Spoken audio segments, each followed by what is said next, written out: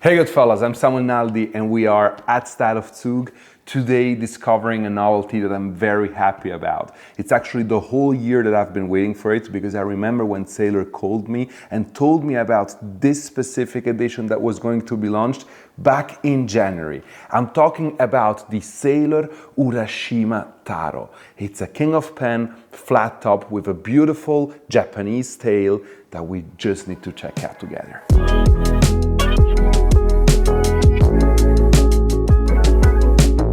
Some of you maybe remember, but Urashima Taro is a topic that has already been used by another very important brand. I'm talking about the 2009 Dunhill Namiki turtle. So the turtle of Dunhill Namiki that was limited to 25 pieces was also inspired by the tale of Urashima Taro, but it wasn't really depicting Urashima Taro himself or the princess. And we're about to go over this tale because in order to understand this pen of Sailor, you need to understand also what this story is all about and what makes it so magical and so beautiful, like everything that is related to Japan.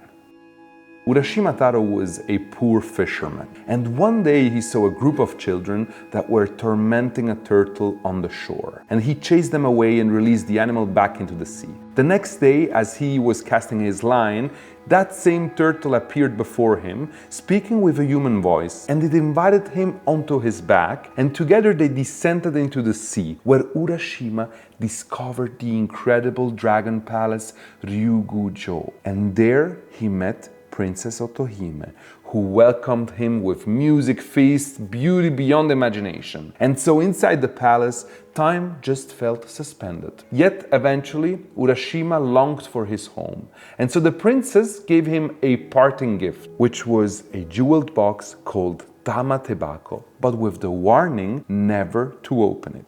When the fisherman, so Urashima Taro, returned to the shore, he realized that his village was unrecognizable, the people were gone, centuries had passed, what felt just like a few days. And so in despair, he broke the promise made to the Princess Otohime and he opened the box. And so white smoke rose out and all the years he had escaped caught up with him.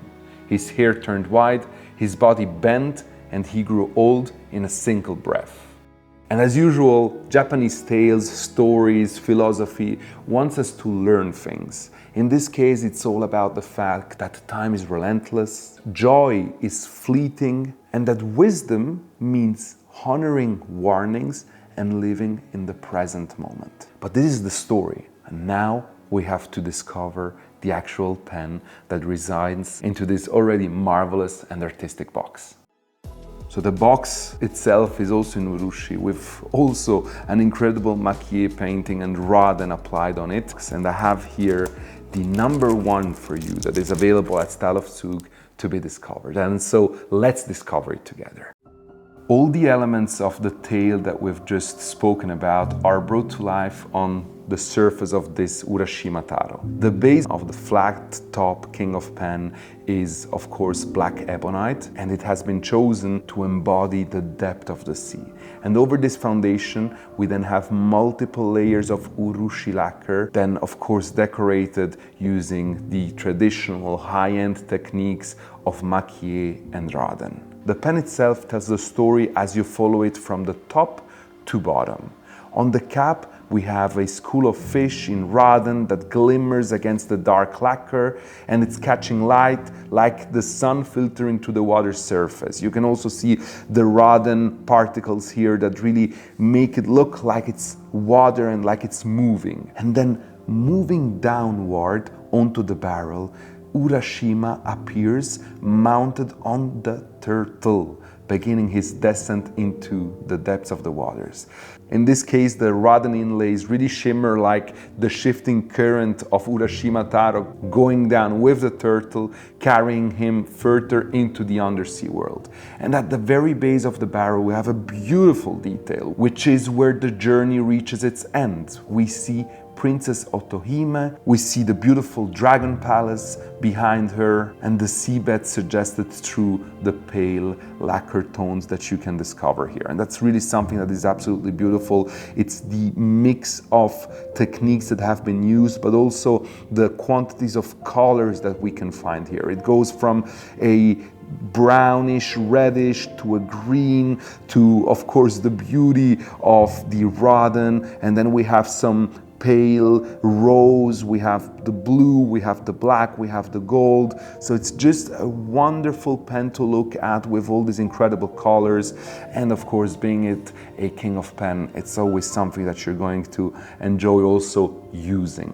What you probably also would like to know is the fact that this piece here has been created by the Maki-E Master Ikki Moroike, which is now very famous for creating the Maki-E pens for Sailor, especially the more complicated one. And what is interesting to know is where this artist come from. He was an apprentice of Ikko Kiyose, which is another older master Maki-E artist. And he's also an artist that received multiple top honor awards, and he's really able to mix beautiful kind of techniques when it comes to Maki-E, from the Rodden to the Togitashi Maki-E, Taka Maki-E, and creating this incredible mix of beautiful craftsmanship that we all really adore. Now, to the specs, this piece here is limited to only 50 pieces in the world. It's a Europe exclusive, so you're only gonna find it at European distributor. This is the #1 of 50 that we have here at Style of Zug, and of course it's an edition that is going to be sold out very, very soon, given its beauty, the importance, the story, the fact that it's also relatable to a very high-end downhill Namiki that was limited to 25 pieces, made on an emperor, and that was priced at around 70,000 US$. While this piece here that you can see is priced at 6,200 Swiss francs, and therefore for the amount of work, for the amount of beauty that you get made by Ikki Moroike, a very realistic price, also given the fact that they only released 50 pieces of this specific piece here. The pen, of course, features this wonderful 21 karat two-tone nib that we all love so much for the sound it makes, for how well it writes and flows. And you can fill it up using a converter cartridge.